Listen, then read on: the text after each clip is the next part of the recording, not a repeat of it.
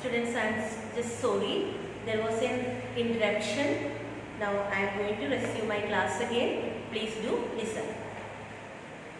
We passed two villages. They were totally deserted.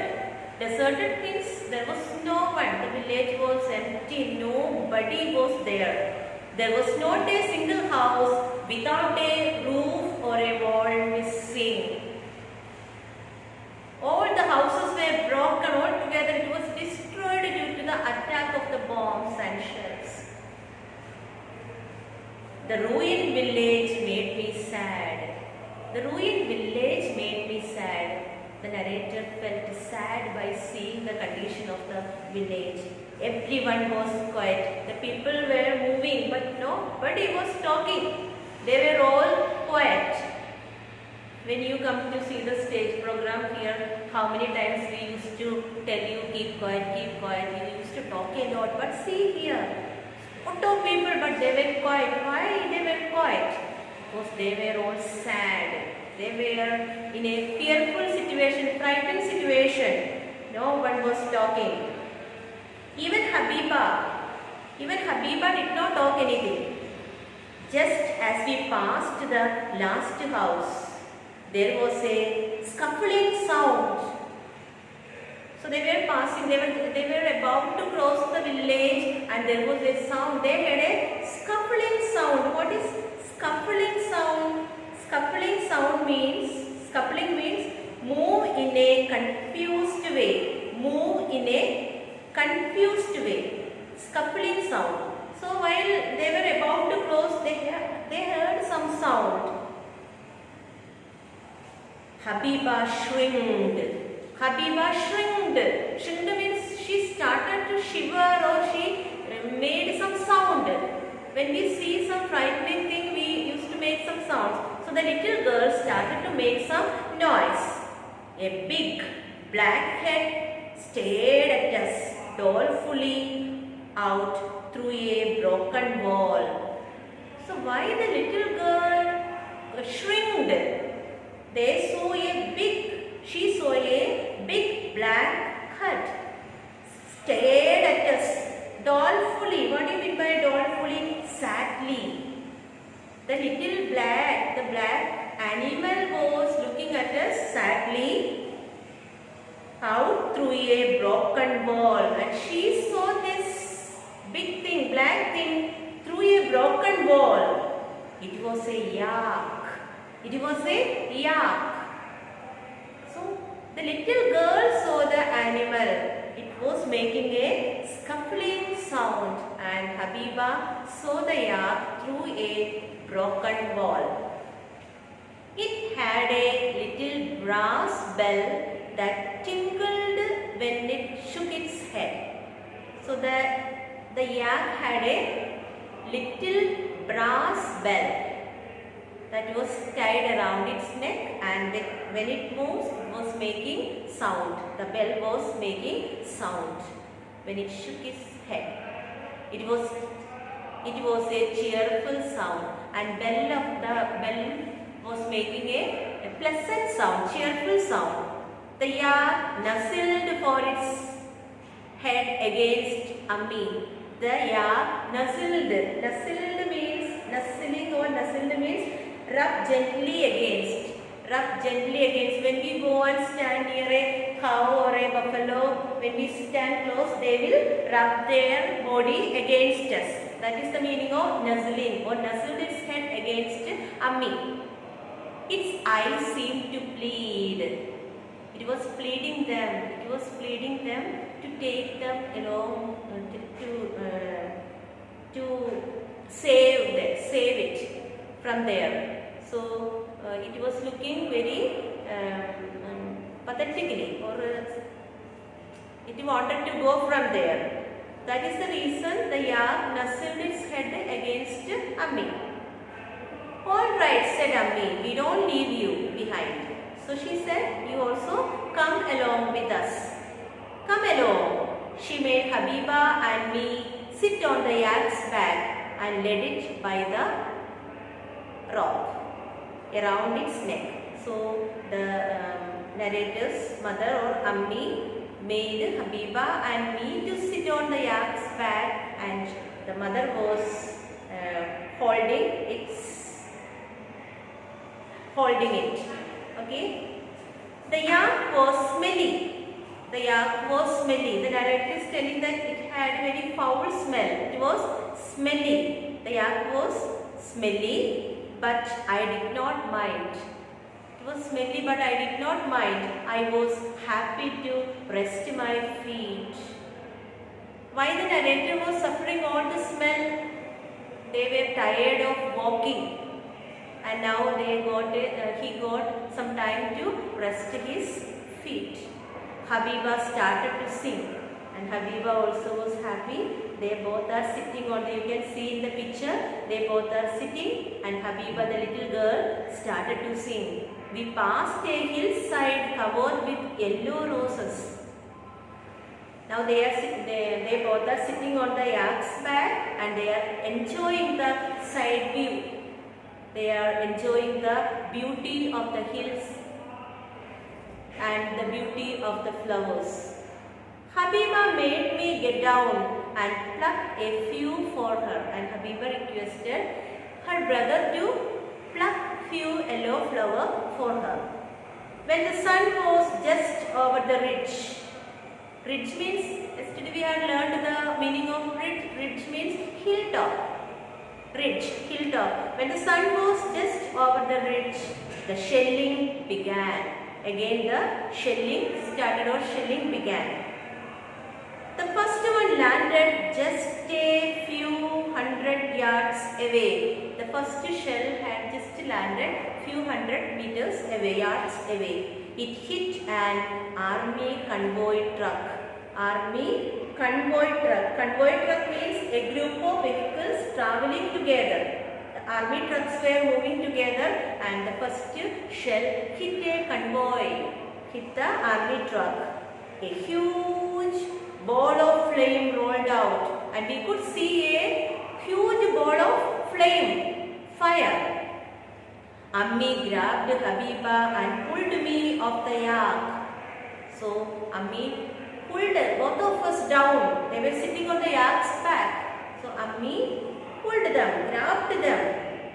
The yak was frightened out of its wits, and the yak was, by hearing the sound of the shell, the yak was frightened and it went its own way. I could see the whites of its eyes. I could see the fear. I could see fear in the eyes of the yak. It dashed off into a field. It had fallen into a field. Who had fallen into a field? The yak had fallen into a field. Its bell tingling crazily. Its bell were ringing. Its bell was ringing. We scrambled into a ditch and lay low. Narrator, mother and Habiba, they also gone into a ditch and lay low. They sat there. Through the deafening noise of the shells.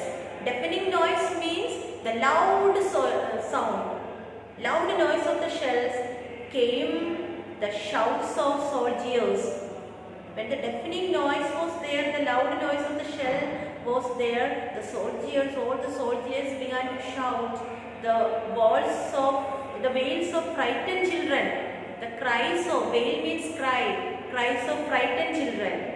I kept listening for the yak's bell. The narrator did not hear anything of this. The narrator did not listen the loud sound of the shell, the shouting of the soldiers, and the wailing of the children. He did not hear. He was not bothering. Why? He was thinking. He was listening the bell of the yak.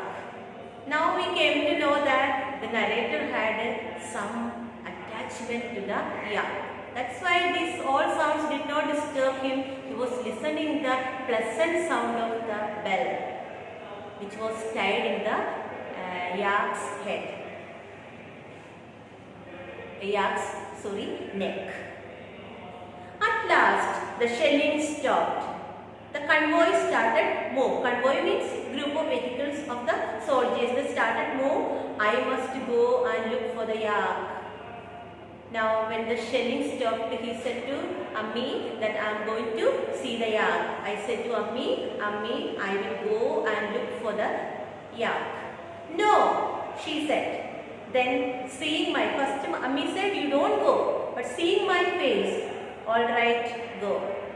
Sometimes you also may have this experience. You ask your mother or father, Papa, can I go there? First they say, no. But when they see your face, you say, okay, you go. Yes, the same situation. All right, go.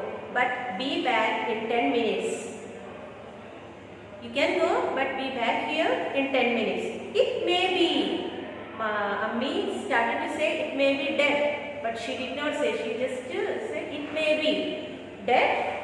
I said, interrupting her. And the narrator said, you mean it is dead? Interrupting her. But what if it is not? But what if it is not? What if it is alive and scared and waiting for us? So mother said, if it is dead, what is there for you? And if it is alive, what is there for you? Why do you want to look for it? It's only a yak. She said gently. She said, it's only an animal. It's only a yak. Why do you care for it so much? It sounded cruel to me. And the narrator felt that at this point of time, Ammi became cruel. He felt it. Only a yak? And he asked to his mother, only a yak? I clambered out of the ditch. I clambered out of. Now, where are they at this point of time? They were hiding in a ditch. I clambered. What do you mean by clamber? Clamber means climb with difficulty using hands and feet. They were in the ditch, and with much difficulty, the narrator came out of the ditch. I clambered out of the ditch and ran into the field. He did not walk. He ran into the field. See the feelings. See his love for the yak. There were huge craters. Craters means holes. Gedda. Craters where the shells had landed. Wherever the shells had landed, shells had fallen, there were huge, big holes, big craters. As if giant hand had clawed out of the earth. And we feel that one giant hand had come out of the earth. That much big craters, holes were there. The yak lay on the edge of one crater, and the narrator saw the yak lying near a crater, near a hole. It was still. It was dead. It was still. Beneath it was a growing pool of blood. It had died due to the attack of this shell or bomb. I had never felt so sad as I did then, looking at that poor, gentle creature now dead. The narrator is telling that I never felt this much sorrow, but now I am sad by seeing the condition of this gentle creature, poor gentle creature, poor animal. It is dead now. It's in pool of blood, full of blood. It lay still there, and the narrator is feeling sad. He is sad now. I looked up at the mountains that had always seemed friendly. I looked up the mountains. I looked up the mountains. Hiding in their falls were men who had so casually destroyed my whole world. He's telling that, the narrator is telling that these mountains have saved so many people, but it could not save my yak. It is dead now. It is dead now. What harm had we ever done to them? What did we do to these mountains to make us or to give us this much problem or difficulties? These mountains have saved so many men, but it could not save this poor little creature. So the narrator is feeling sad at this point of time. So here I am stopping the class. One more class I will take and finish this lesson. And today's I will summarize the story. Just the narrator and the family is just started to move towards the camp at Dras, and what all experiences they had undergone on the way. The joyful, both the joyful and sorrowful experiences they had. Difficult experiences they had on the way. And finally we saw that Yak, whom the narrator loved so much, it's also dead now. So dear children, please read the book. There are few word meanings. The meanings I did not write on the board, still it is given below. Since it is given below the book, please to write it in the copy. Read the book 2 to 3 times. Read these pages. Thank you children. Thank you for listening me.